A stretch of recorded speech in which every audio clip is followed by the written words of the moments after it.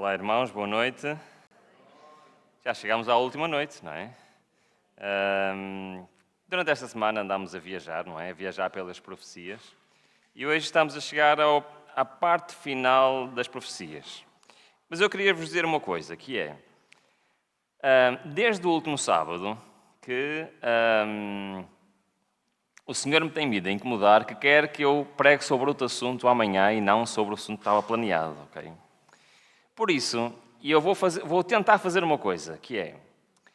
Hoje eu vou tentar andar um bocadinho mais rápido e falar também da mensagem que eu ia falar amanhã e depois amanhã falamos de outro assunto, pode ser? Isto é se eu conseguir, se o relógio me deixar. Se eu vi que não tenho tempo, o plano mantém-se como estava. Mas vamos ver então o que é que acontece, está bem? Pode ser? Então vamos começar pela ressurreição especial e se tivermos tempo ainda vamos falar um bocadinho sobre os 144 mil. Já estão habituados, não é, que eu costumo começar por um pequeno resumo, certo? Então o que é que nós vimos ao longo desta semana? Vimos 5 leis dominicais, ok? Estudámos Apocalipse 13 e vimos que, semelhantemente ao passado, no futuro também teremos 5 leis que vão restringir a liberdade religiosa para aqueles que querem servir ao Senhor de acordo com aquilo que são os mandamentos da Bíblia. E é interessante que nós vimos, passo a passo, cada uma destas leis, quais os argumentos, qual a sua ordem, como é que iam ser implementadas, certo? Falámos do descanso ao domingo, a primeira, o trabalhar ao sábado, a segunda, de comprar e vender, a terceira, a de pena de prisão, a quarta e da pena de morte. E nós ontem estivemos a ver que esta última lei, a pena de morte, é diferente das anteriores. Porquê? Porque ela vai ser assinada, não para ser efetuada logo, mas para ser executada passado um período de tempo, ok? E quando chegar o dia da execução, afinal, o povo de Deus vai ser salvo e quem vai ser destruído são os inimigos do povo de Deus. Então nós vimos pela profecia que isso coincide então com a 7ª e a última praga, que é a destruição de Jerusalém. Ou seja, o decreto de morte e as 7 pragas vão estar a acontecer simultaneamente. E este será, mais ou menos, o último ano da história deste planeta. Então, quando nós estudamos as 7 pragas, costumamos, normalmente a seguir, nós falamos naquilo que é a grande esperança que nos move a estarmos aqui hoje. Que é o que é? Como diz em Hebreus 9:28, assim também Cristo foi oferecido em sacrifício uma única vez para tirar os pecados do mundo e aparecerá o que é? Segunda vez. Não para tirar o pecado, mas para trazer salvação aos que o aguardam. Este é o grande centro da palavra de Deus. A promessa do retorno de Cristo. Sabem que hoje estive a dar um estudo bíblico a um casal de jovens e estivemos a falar sobre as profecias messiânicas. Sabem o que é as profecias messiânicas, sim? São as profecias que apontam para a primeira vinda de Cristo. O Velho Testamento tem mais de 100 profecias que apontam para a vinda de Cristo. Dizem onde é que ele ia nascer, como é que ele ia nascer, como é que ia ser a sua vida, como é que ia ser a sua morte, como é que ele ia ser traído. Tudo isso está no Velho Testamento. E, de facto, a grande parte do Velho Testamento aponta para a primeira vinda de Cristo. Mas depois também temos as profecias messiânicas que apontam para quê? Para a segunda vinda de Cristo. E todo o Novo Testamento é focado na promessa do retorno de Cristo a esta terra. E é esse o motivo que estamos aqui, ou não é? É esse o motivo de sermos adventistas? É, porque aguardamos o retorno de Cristo. Aliás, João 14 diz, não se turve o vosso coração, creem em Deus, creem também em mim. Na casa do meu pai há muitas moradas, ou aposentos, como diz esta tradução. Se não fosse assim, eu vos teria dito, vou preparar-vos lugar, e quando eu for e preparar lugar, voltarei e vos levarei para mim mesmo, para onde quer que eu esteja, estejam vós também. Desculpem, eu gosto mais da outra versão, não li bem o que estava ali. Mas isto é uma promessa, certo? E nós acreditamos nesta promessa. Nós acreditamos na promessa que se encontra em Marcos 13, que diz, e então verão o Filho do Homem vindo nas nuvens com grande poder e glória. E ele enviará os seus anjos e reunirá os seus eleitos dos 4 ventos, dos confins da terra até aos confins do céu. Mais uma vez temos aqui os 4 ventos, lembram-se? Que significa o quê? Todo lado, toda a direção, a terra na sua globalidade. Muito bem. No entanto, o apóstolo Paulo, na carta que ele escreveu aos Tessalonicenses, ele quis esclarecer uma coisa, que era, os da igreja de Tessalónica achavam que não se podia morrer. Sabiam? Que quem morresse não tinha acesso à salvação. Que Cristo iria voltar na altura deles, então não podiam morrer. Então o Paulo esclarece que não é assim. O que é que o Paulo diz? Conhecem o texto, certo? Pois dada a ordem, com a voz do arcanjo e o ressoar da trombeta de Deus, o próprio Senhor descerá dos céus e os mortos em Cristo ressuscitarão primeiro. Depois nós, os que estivermos vivos, seremos arrebatados com eles nas nuvens, para o encontro com o Senhor nos ares. E assim estaremos com o Senhor para sempre. Consolem-se uns aos outros com estas palavras. É interessante que o apóstolo Paulo, quando escreveu este texto, ele pensava que ia fazer parte de que grupo? Dos salvos vivos. Ele pensava que Cristo voltaria. Em Filipenses ele já não diz isso, sabiam? Em Filipenses ele já sabia que ia morrer e ele disse que tinha a sua esperança na ressurreição. Ok? Mas o que é que os textos nos está a ensinar? Está a ensinar que quando Cristo voltar, há 2 grupos que vão ser salvos. Aqueles que estarão vivos, que vão passar por todos os eventos finais, certo? Que a Bíblia chama de os 144 mil, já vamos falar deles. E também vão ser levados com ele para o céu. Quem? Os salvos, que estavam mortos e que vão ser ressuscitados, certo? Estamos de acordo até aqui? Muito bem. Em Apocalipse 20, está-nos a mostrar o que é que vai acontecer àqueles que não foram ressuscitados. Então, aqueles que vão para o céu quando Cristo voltar, vão reinar com Cristo durante 1000 anos. Mas os outros mortos, os que não reviveram na primeira ressurreição, não reviveram até que os 1000 anos se acabam. Então, no fim dos 1000 anos, o que é que vai acontecer? Uma nova ressurreição de quem? Dos ímpios, dos que não vão viver para sempre. Certo? É isto que a Bíblia ensina ou não é? É isto que a Bíblia ensina. No entanto, agora pensem comigo. Temos 2 ressurreições. Uma antes do milénio, outra depois do milénio. Antes do milénio é a ressurreição dos mortos salvos. Depois do milénio é a ressurreição dos ímpios. Estamos de acordo? Sim? No entanto, descrevendo a primeira vinda de Cristo, logo em Apocalipse capítulo 1, versículo 7, diz o seguinte: E eis que vem com as nuvens, e todo o olho o verá, até mesmo aqueles que o trespassaram. Agora temos aqui um problema, não temos? Porque quem matou a Cristo vai ser salvo. Então como é que vai ver Cristo a vir nas nuvens dos céus? Aliás, o problema até é duplo. Porquê? Porque Cristo vai vir, quando Ele regressar, vai chamar os mortos para se ressuscitar. Ou seja, os salvos mortos não vão ver a vinda de Cristo. Quando eles ressuscitarem, Cristo já cá está. Mas este texto está a dizer que aqueles que participaram na morte de Cristo vão assistir à cena da vinda de Cristo. Então temos um problema, certo? Porque este só é suposto ressuscitar em quando? Depois do milénio. Ok? Então, tem de haver o quê? Algum acontecimento para que eles estejam vivos logo antes de Cristo voltar e possam assistir a toda esta cena. Até aqui, estamos todos de acordo? Sim ou não? Ok. Para nós percebermos isto, temos que estudar Daniel capítulo 12, ok? Mas para nós percebermos Daniel capítulo 12, nós temos que estudar estrutura literária, está bem? Então nós vamos passar aqui alguns minutos a estudar estruturas literárias. Sabem que, para mim, o livro do Apocalipse era uma confusão. Eu lia o livro do Apocalipse e estava a falar de um assunto, depois estava a falar de outro, depois voltava ao mesmo assunto, depois havia não sei quantos selos, depois o outro selo só vinha não sei quanto tempo depois, e eu não percebia nada do livro do Apocalipse, era muito confuso. No entanto, quando eu fui estudar a estrutura do livro do Apocalipse, tudo se tornou claro. Porquê? Sabendo a estrutura, nós sabemos sempre o que é que se está a passar e a que é que se está a referir. Perceberam? Sim ou não? Ok. No capítulo 12 de Daniel é igual. Se nós não percebemos a estrutura do capítulo, nós não vamos perceber a interpretação da profecia. Está bem? Então, nós vamos perder aqui uns minutinhos a falar sobre uma estrutura literária chamada de quiasmo. Ok?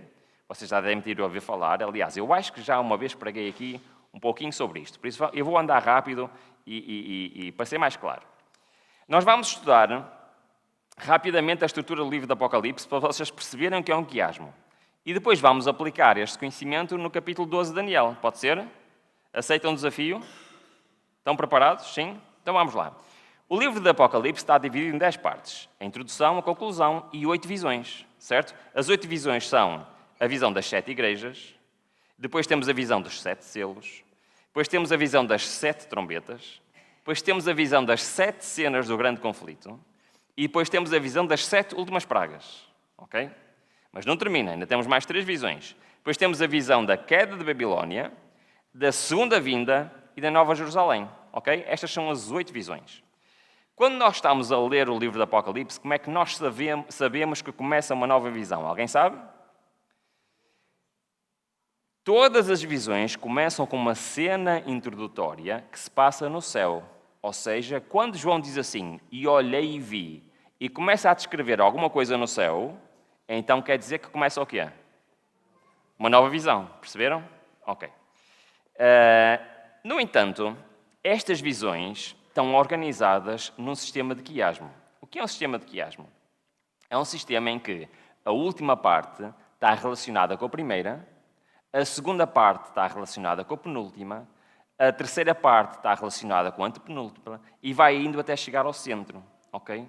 Isto é uma estrutura literária que percorre a Bíblia em muitos dos seus livros. E tem 2 objetivos. O primeiro é identificar a parte principal. Ok?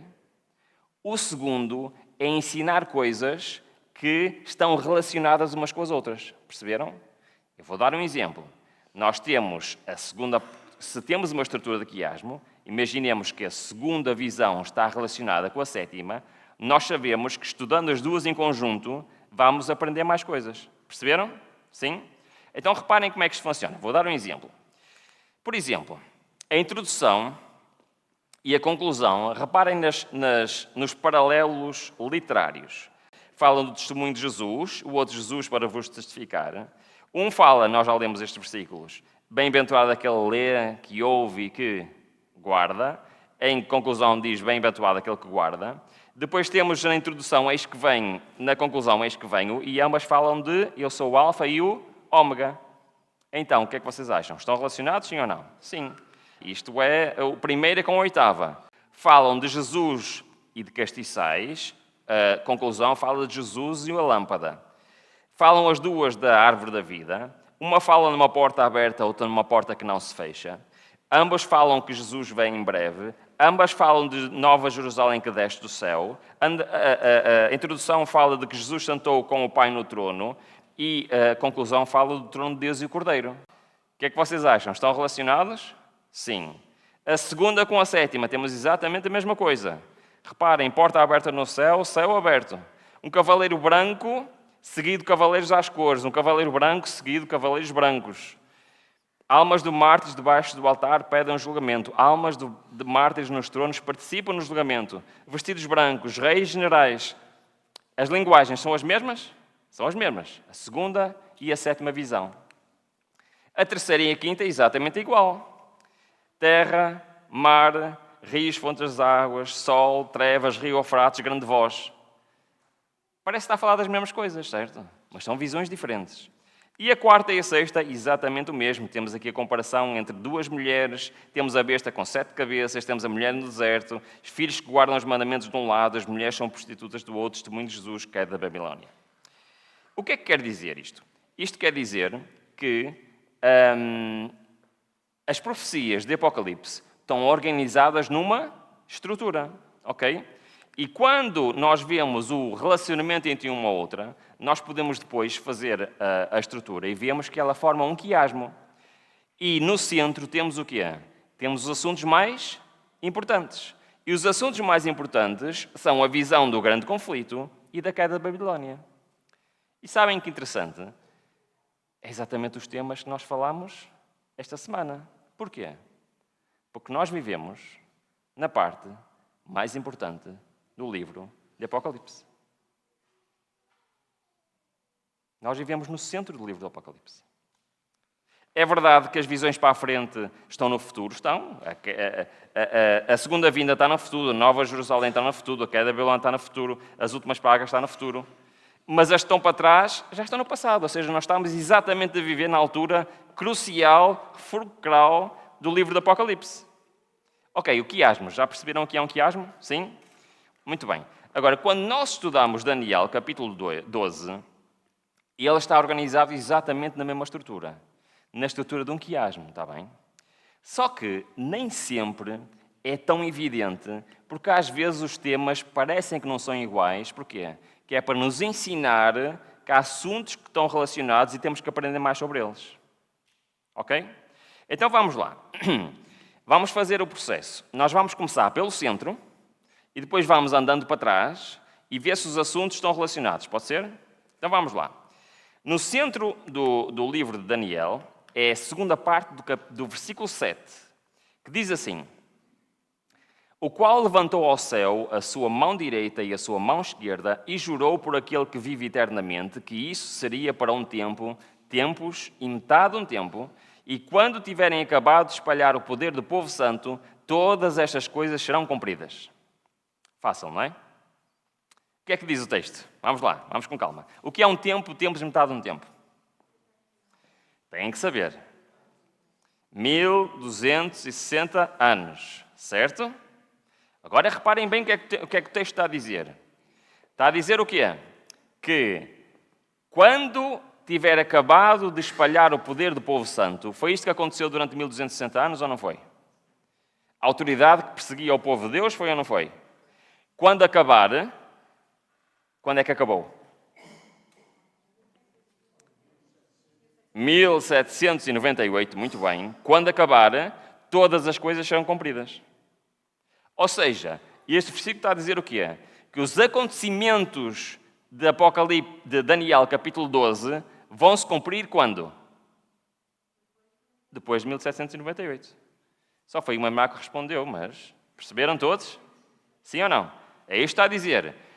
O que está no capítulo 12 de Daniel vai se cumprir no final dos 1260 anos, ou seja, após 1798. Até aqui. Estamos bem? Sim?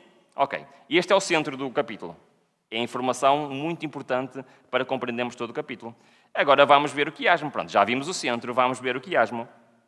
Reparem, o versículo 5 e 6 e o versículo 7 e 8. Vamos ler. Primeiro do lado esquerdo, do 5 e 6. Diz assim: e disse... Pronto, Daniel olhou e viu um homem, não é? E disse ao homem vestido de linho que estava sobre as águas do rio: quando será o fim destas maravilhas? No 7 e 8, depois do centro do quiasmo, reparem no que diz: e ouvi o homem vestido de linho que estava sobre as águas do rio. Eu, pois, ouvi e não entendi, por isso eu disse: Senhor, qual será o fim destas coisas? Temos a mesma pergunta ou não temos? Temos a mesma cena ou não temos? Está relacionado um com o outro, sim ou não? Qual é a resposta à pergunta? Exatamente. A pergunta que ele fez, quer antes, quer depois, é a mesma: ó Senhor, quando é que vai ser? Quando é que vai ser o fim destas coisas? E o que é que o anjo respondeu? Depois de 1798. Até aqui. Estamos bem? Ok, vamos continuar o quiasmo. Então, para já, a nossa primeira comparação. Acham que está certo? Sim? Parece-vos que está uma coisa relacionada com a outra? Vamos ao segundo, versículo 4 com o versículo 9. Do lado esquerdo diz: e tu, Daniel, encerra as palavras e sela este livro até ao fim do tempo. E o que é que diz do lado direito? E ele disse: vai, Daniel, porque estas palavras estão fechadas e seladas até ao tempo do fim. É paralelo isto ou não é? Sim. Mais uma vez, o que é que o anjo está a dizer? Que não vão conhecer a interpretação das profecias até quando? 1798. Foi isso que aconteceu, não foi? Depois de 1798 é que houve o redescobrir das profecias de Daniel e também as profecias do Apocalipse. Muito bem, vamos continuar. Até aqui está. Vamos a mais um. Versículo 3 com o versículo 10. Do lado esquerdo temos então os que forem sábios, pois resplandecerão com o fulgor do firmamento, e os que muitos ensinam a justiça com as estrelas sempre e eternamente. Do lado direito, muitos serão purificados e embranquecidos e provados, mas os ímpios permanecerão impiamente, e nenhum dos ímpios entenderá, mas os sábios entenderão. Parece-vos linguagem paralela aqui, sim ou não? E o que é que está basicamente aqui o anjo a dizer a Daniel? Que há uns que são sábios, que vão o quê? A entender, e os outros não vão entender. É interessante, não é? Ok. Então, até aqui, nós podemos concluir que o capítulo 12 de Daniel forma uma estrutura literária chamada de quiasmo, certo? E muitas vezes esta estrutura é usada para relacionar assuntos que, de alguma forma, parecem que não têm nada a ver, porque nos querem ensinar alguma coisa. Então vamos à parte do fim, para ver se entendemos o início e o fim do capítulo, que diz o seguinte, do lado esquerdo. E naquele tempo se levantará Miguel, o grande príncipe. Quem é que é Miguel? É Jesus. Que levanta a favor dos filhos do seu povo. E haverá um tempo de angústia qual nunca houve. Está a falar de quê? Está a falar do que falámos ontem, certo? Do tempo das 7 pragas. Muito bem. E continua. Desde que houve nação até aquele tempo. Mas naquele tempo livrar-se-á o teu povo todo o que se achar escrito no livro. Está a falar de quê? Daquilo que estudamos ontem, não é? Vai haver um tempo de angústia e o que é que vai acontecer ao povo de Deus? Vai ser libertado. Por isso está a falar de quê? Da última praga, da queda da Babilónia e do livramento do povo de Deus, que estudámos ontem. Muito bem. Agora vamos para do lado direito. Tu, porém, vais descansar ao fim. Porque descansarás e levantarás a tua herança quando? O que é que o anjo estava a dizer a Daniel? Daniel, olha, estás-me a fazer estas perguntas, mas tu vais o quê? Tu vais descansar, vais adormecer e depois vais ressuscitar. Certo? É o que ele está a dizer. Mas, continua. E desde o tempo em que o sacrifício contínuo foi tirado e posta a abominação desoladora, haverá 1290 dias. Hoje não vamos estudar esta profecia, está bem? Vamos estudar a outra que vem a seguir. Mas elas estão relacionadas. Então, o que é que ele está a dizer? Está a dizer do lado esquerdo e do lado direito acontecimentos relacionados com os eventos finais. Certo? Está a falar sobre isso. E logo a seguir, nós vemos, e este é o texto que nos interessa, o versículo 2 com o versículo 12. Olha, reparem. Todos os outros versículos estão relacionados, a falar dos mesmos assuntos. Olha, reparem o que é que diz este. Do lado esquerdo. E muitos dos que dormem no pó da terra ressuscitarão. Uns para a vida eterna, outros para a vergonha e desprezo eterno. E do lado direito diz o que é? Bem-aventurado o que espera e chega até aos 1335 dias. Agora ficou confuso, não é? Mas vamos lá. O que é que estamos a falar do lado esquerdo? Reparem, o texto anterior estava a falar de quê? Das pragas e depois do livramento, certo? E agora qual é o acontecimento a seguir? O que é que nos diz aqui? E muitos dos que dormem do pó da terra ressuscitarão, um para a vida eterna e outro para a vergonha e desprezo eterno. Mas espera lá, posso fazer perguntas? Quantos dos ímpios vão ressuscitar depois do milénio? Todos. Quantos dos salvos vão ressuscitar quando Cristo voltar? Todos. Mas este texto diz o quê? Porque muitos dos que dormem ressuscitarão, uns para a vida eterna e outros para o desprezo eterno. A pergunta, muitos é todos? Não. Então nós estamos a falar aqui de uma ressurreição, estamos, mas não é nem da primeira, nem da segunda. Estamos a falar de uma ressurreição que é especial, em que vão ressuscitar dois grupos. Uns, alguns dos salvos, outros, alguns dos ímpios. É o que está a dizer o texto. E depois, como nós estudamos o texto com o quiasmo, nós olhamos e vemos a parte paralela deste texto é uma profecia muito estranha. Bem-aventurado, ou seja, feliz, o que espera e chega até 1335 dias. Qual é a conclusão que nós tiramos? É que a profecia dos 1335 dias está relacionada com o quê? Com a ressurreição especial. Mas, Rubens, espera lá. Desde 1844 não há mais nenhuma data e profecia. É verdade, não há mais nenhuma data. Esta profecia cumpre-se antes de 1844. Mas, Ruben, não está a fazer sentido nenhum. Então, tu estás a dizer que está relacionado com a ressurreição especial, que é no futuro, e estás a dizer que esta profecia é antes de 1844. Pois é. Aqui é que está a questão que é muito importante. Vamos ver então o que é que isto quer dizer? Mas perceberam o que eu disse? Dúvidas? Perguntas? Estão todos a conseguir acompanhar? Sim?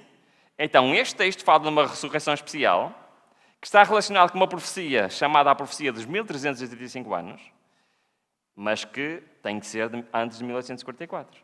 Vamos lá ver. Um dos grupos nós já sabemos que vai participar nesta ressurreição. Qual é? Aqueles que participaram da morte de Cristo. Mas vamos ler. Foi com base nestes princípios, está a falar dos princípios que Guilherme Miller usou para chegar às conclusões proféticas de 1844, ele chegou à conclusão que tanto os 1290 anos como os 1335 anos iniciaram no ano de 508, quando Clóvis obteve a vitória sobre os visigodos arianos, passo esse decisivo na união dos poderes políticos e eclesiásticos para a punição dos hereges pelo catolicismo medieval. Os 1290 anos eram vistos como havendo-se cumprido quando? Portanto, desde 508, se somarmos 1290 anos, chegamos a que ano? 1798. Tudo bem, muito bem. Com o aprisionamento do Papa Pio VI pelos exércitos franceses. Já os 1335 anos eram considerados como se estendendo por mais 45 anos. Ou seja, até que data? Se ambos começam em 1508, a profecia dos 1260 anos termina em 1798. Mas a profecia dos 1335 anos não termina em 1844. Termina em 1840 e tem um ano a menos. É interessante, não é? Porquê que tem um ano a menos? Porquê que a profecia que está relacionada com a ressurreição especial termina em 1843? O que é que aconteceu em 1843 de relevante para esta profecia? Reparem, pelo estudo que estamos a fazer, a ressurreição especial tem a ver com a profecia dos 1335 anos, que termina em 1843. Bom, aconteceu alguma coisa especial em 1843? Vamos ler? Aconteceu.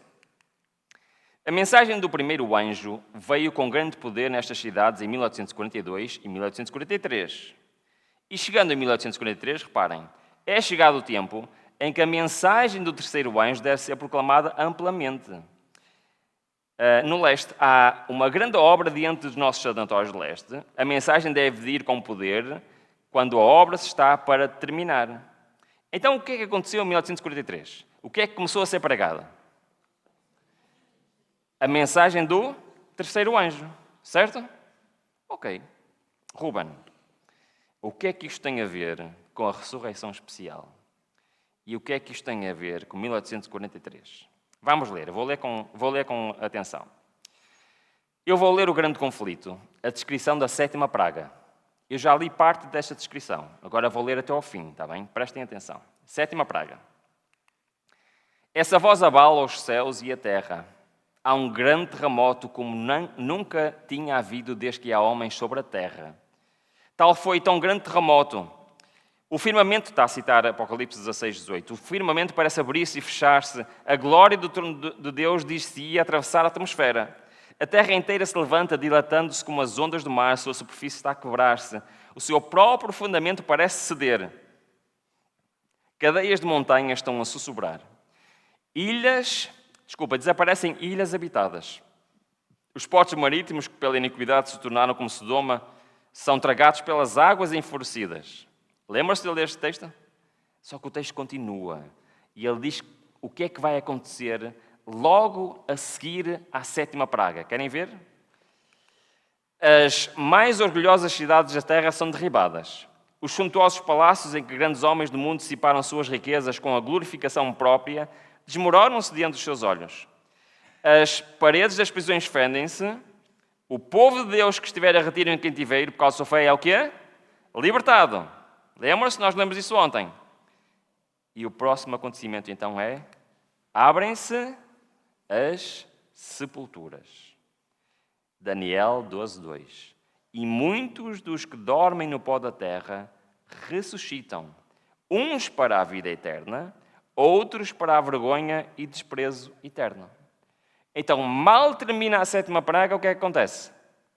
A ressurreição especial. Quem faz parte desta ressurreição? O texto continua. Os mesmos que o trespassaram, Apocalipse 1:7. Os que zombaram e escarneceram da agonia de Cristo e os mais acérrimos inimigos da sua verdade e povo ressuscitam para quê? Para contemplá-lo em sua glória e ver a honra conferida aos fiéis e obedientes. Eles ressuscitam não só para ver Cristo a voltar no céu, mas também a ver o que é? A honra que vai ser dada àqueles que aceitaram a Cristo. Mas eles não são o único grupo que vai ressuscitar. Quem são os outros? Todos os que morreram na fé da mensagem do terceiro anjo. Ruben, mas o que é que isto tem a ver com 1843? O que é que começou a ser pregado em 1843? A mensagem do terceiro anjo. Então o que é que Daniel 12 nos está a ensinar? Que todos aqueles que viveram após 1843, que pregaram a mensagem do terceiro anjo, vão fazer parte da ressurreição especial. E vão ver Cristo a vir nas nuvens dos céus. Amém? Sabem o que é que isto quer dizer? Sabem que nós vivemos depois de 1843, não sabem? Pois é. Se nós fizermos parte do povo de Deus, que prega as 3 mensagens angélicas, mesmo que passemos pela morte, vamos ver Cristo voltar nas nuvens dos céus.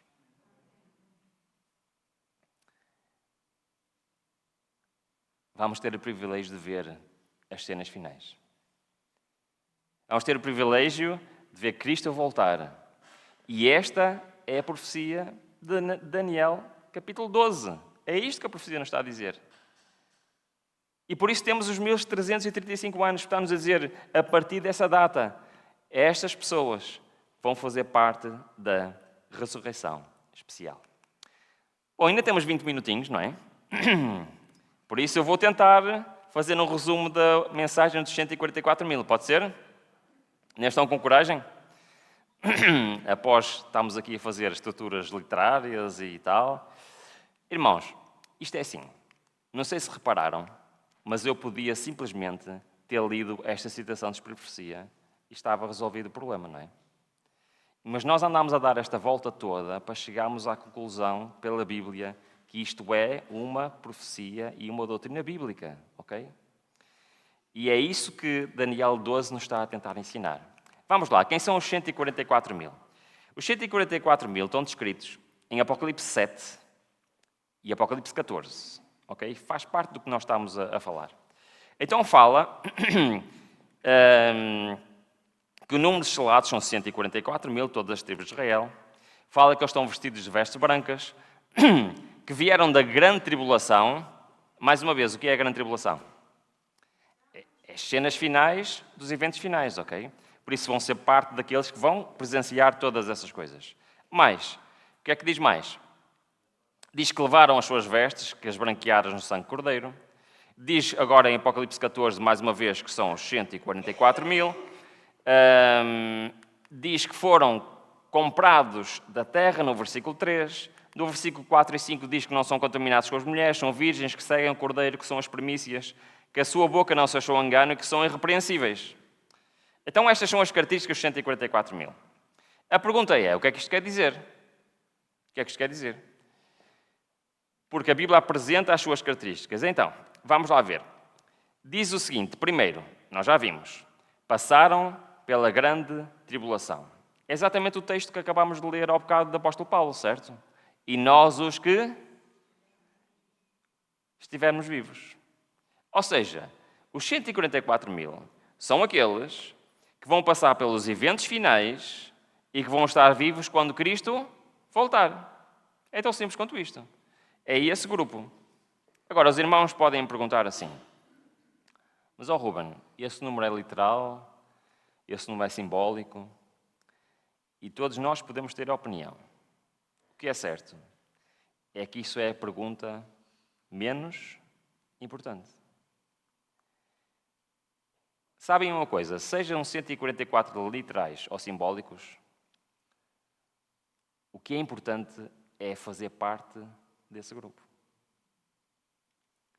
Sejam eles 144 mil, ou sejam eles 144 milhões, ou sejam eles 144, logo que tenham lá espacinho para mim está tudo bem. Então, esse tipo de discussão não contribui em nada. A realidade é que a própria igreja não tem posição em relação a isso. Mas o importante é sabermos quem eles são e como fazer parte deles, está bem? Então já vimos que são os que passaram pela grande tribulação. São virgens não contaminados por mulheres. Ora, não avancei aqui. São virgens não contaminados por mulheres. Olha, em profecia, o que é uma mulher? É uma igreja. Então, estes são virgens porque não estão contaminados por uma igreja. O que é que isto quer dizer? É que a Bíblia fala exatamente disso, reparem. Paulo diz em 2 de Coríntios, porque estou zeloso de vós, com zelo de Deus, porque vos tenho preparado para vos apresentar, como que é? Como uma virgem pura, um marido a saber Cristo. Eu estava a falar para mulheres ou para homens? Para todos. Estava a falar para a igreja. Então eu estava a dizer que nós, como igreja, devemos ser uma virgem pura. Bom, e o que é que isso quer dizer? Os dois grupos de vigias representam duas classes que professam estar à espera do Senhor. Lembram-se da parábola das 10 virgens? São chamadas virgens porquê? Professam a fé pura. Se a virgem representa aqueles que seguem a palavra de Deus conforme está escrito. E por isso eles são virgens não contaminadas por mulheres, ou seja, por falsas doutrinas. Okay? Então, primícias. O que era uma primícia? Alguém sabe? Já estão cansados de me ouvir. O que era uma primícia? Os primeiros frutos. Isso era uma primícia. O que é que faziam aos primeiros frutos? Eles eram trazidos. Bom, vou fazer um resumo para ser mais simples. Êxodo diz claramente que as primícias eram os primeiros frutos da terra e eram levados aonde? Ao santuário. Então qual é o significado? Reparem, o significado era, as primícias eram dedicadas a Deus como santas. O que é que quer dizer santas? Eram separadas do resto para um uso especial. E eles representavam a totalidade da colheita que viria depois. Elas eram um símbolo de fidelidade e de prioridade a Deus na vida do povo. Então, ser uma primícia era o quê? Eram alguns que foram separados do grupo maior e que representam o quê? Todo o grupo, certo? Muito bem. Diz em Jeremias o seguinte: lembro-me de ti, da piedade da tua mocidade e do amor do teu noivado, quando me seguias no deserto, numa terra que não semeava. Então Israel era o quê? Santidade para o Senhor e quê? As primícias da sua novidade. Então, esta questão da santidade, ou ser colocado de lado para um uso santo, é isso que quer dizer santidade, é isto que são os 144 mil. São um grupo separado de um grupo maior. Qual é o grupo maior? Todos os salvos, ok? Que representam o quê? Todos os salvos, mas foram separados para um uso especial. Qual é este uso especial? Representarem a Deus na grande tribulação. Muito bem, lavaram as suas vestes, lavaram branqueado as suas vestes. Como é que se faz isto? A Bíblia é muito clara. Então o que é que a Bíblia diz? Se andamos na luz, com Ele na luz está, temos comunhão uns com os outros e o sangue de Jesus Cristo, seu Filho, nos purifica do pecado. Uma das características fundamentais dos 144.000 é que eles não têm nenhum mérito próprio. E eles baseiam toda a sua esperança em quê? Em Cristo como seu Salvador. E nele buscam o quê? O perdão dos seus pecados, e eles são os 144.000, não porque sejam melhores ou diferentes, mas porque quê? Confiam em Cristo e neles lavaram os seus pecados. Reparem, Deus confiara ao seu povo uma obra a ser executada na terra. A terceira mensagem angélica devia ser dada para todos os habitantes da terra receberem a advertência. O povo, reparem bem neste texto, o povo precisa purificar a sua alma pela obediência da verdade e preparar-se para estar sem falta diante dele em sua vinda. E estes são os 144.000 ou não são? São, eles fizeram exatamente isto. Purificaram-se, consagraram-se ao Senhor e confiam no Senhor. E então têm uma boca sem engano. É interessante que a Bíblia fala muito de boca. Sabem que a boca pode ser usada para o bem e para o mal. Em Mateus diz assim, pois a boca fala do que está cheio o coração. Eu quero fazer uma pergunta muito simples. Vocês gostavam de fazer parte dos 144.000? Então precisamos ter uma boca sem engano. Como é que nós temos uma boca sem engano? Se a boca fala daquilo que o coração está cheio, então nós temos que fazer o que é o nosso coração? Enchê-lo com alguma coisa que seja útil, certo? Como é que nós podemos encher o nosso coração com coisas boas ou com coisas más? Como é que vocês acham?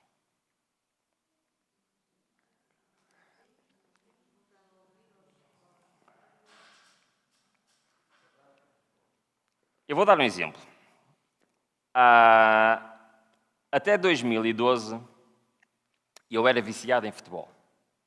Eu via muitos jogos de futebol, tinha todos os canais esportivos, e eu fazia um horário ao fim de semana para a minha esposa, com as horas de jogos que os meus clubes jogavam, que ela sabia que não podíamos sair de casa naquelas horas, tínhamos de estar em casa.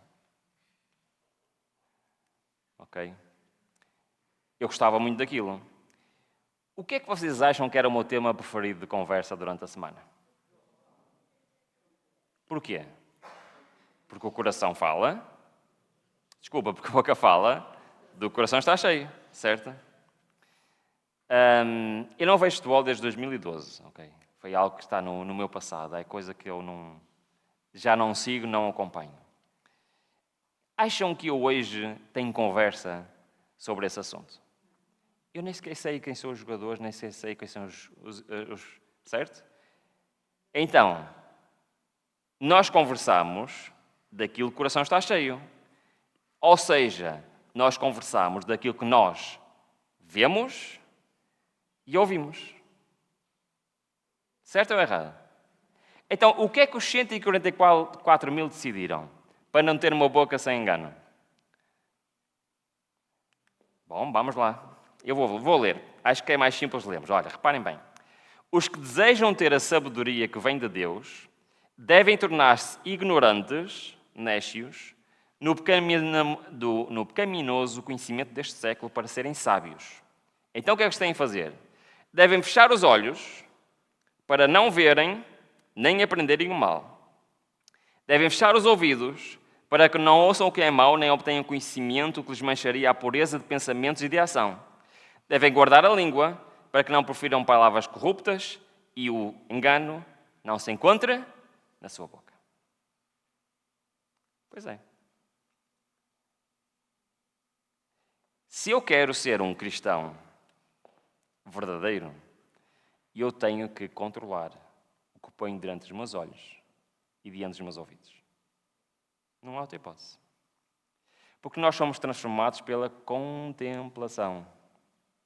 Se eu passo o sábado de manhã a contemplar as coisas da igreja, mas depois passo o resto da semana a contemplar as coisas do mundo, sabem o que é que me vai transformar? As coisas do mundo. Não adianta. Não há segredos. Na vida espiritual não há segredos. Então os 144 mil são aqueles que perceberam o que é? Que vivemos num mundo muito difícil, muito complicado. O mundo oferece muitas coisas interessantes para a gente ver e para a gente ouvir. Mas o que é que os 144 mil chegaram à conclusão? Não são coisas dignas de pôr perante os seus olhos e perante os seus ouvidos. Acho que é uma lição importante que os 144 mil nos estão a dar. Por isso é que Cristo disse: se o teu olho te escandaliza, lança-o fora. Mais vale entrar no reino de Deus com menos um olho. E eu vejo e olho, todos vocês têm 2 olhos. Sabem o que é que ele queria dizer com isto? Cuidado com aquilo que tu vês. Muito bem. Então, boca sem engano, já vimos o que é que quer dizer. Irrepreensíveis. Diz Efésios, Colossenses e outra vez em Efésios: assim como nos escolheu nele antes da fundação do mundo para sermos santos e irrepreensíveis perante ele em amor, para vos representar perante os santos, inculpáveis e irrepreensíveis, se é que permaneceis na fé, para vos apresentar diante dele santos, inculpáveis e irrepreensíveis. O que é que irrepreensíveis quer dizer? No grego original é a palavra amamos, que significa sem mácula, sem defeito, sem culpa. E isto é uma característica de quem? Cristo. Os 144 mil são aqueles que se apoderaram de Cristo para a sua vida. E já não são eles mais que vivem, mas é Cristo que vive neles. Sabem, os 144 mil não são irrepreensíveis porque eles são melhores que os outros. São irrepreensíveis porque eles são Cristo na terra. Deixaram Cristo controlar as suas vidas. Próximo, são selados. Já vimos esta é fácil, não é? O que é que isto quer dizer? Quer dizer que houve o julgamento dos vivos e eles foram selados com que selo? Com o selo de Deus vivo, que andámos a estudar esta semana, certo? E exatamente isto. E na mesma medida que lá no céu é feito o julgamento, na terra somos selados. E quem é que faz esse selamento? Isto é muito importante. E quem também vós estáis, depois que ouvistes a palavra da verdade, o evangelho da vossa salvação, e tendo nele também crido, fostes selados com quê? Com o Espírito Santo da promessa. E não entristeçais o Espírito Santo de Deus, no qual estareis selados para o dia da redenção. Lembram-se que nós temos falado ontem que à medida que vai acontecendo o selamento no céu, que o Espírito Santo vai se retirando da terra, exceto do povo de Deus. Ok? Sabem o que acontecia se o Espírito Santo se retirasse do povo de Deus? Todos se perderiam. O povo de Deus só se pode permanecer fiel se for Deus agir nas suas vidas.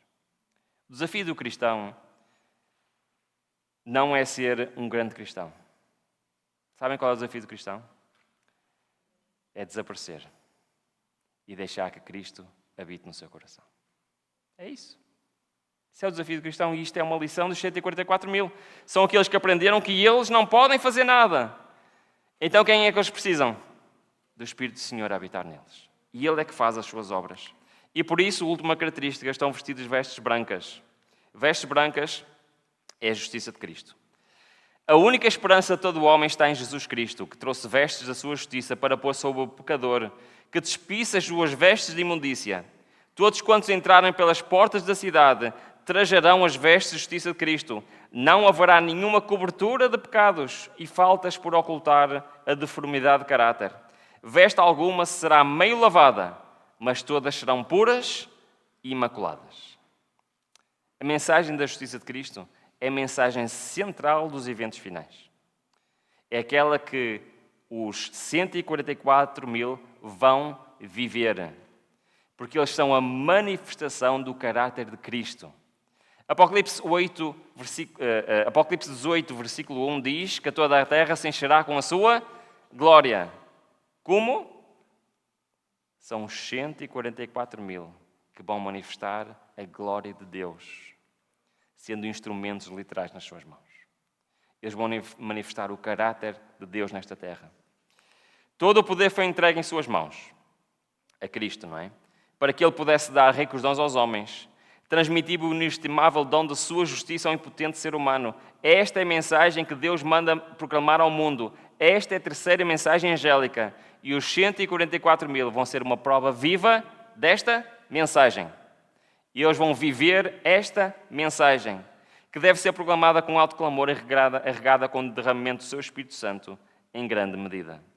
E a promessa é, a Bíblia promete exatamente isto, que a mensagem da justiça de Cristo há de soar desde uma extremidade da terra, a fim de preparar o caminho ao Senhor. Esta é a glória de Deus, com que será encerrada a mensagem do terceiro anjo. Sabem que os 144 mil são uma herança da Igreja de Laodiceia. Falámos nisto, certo?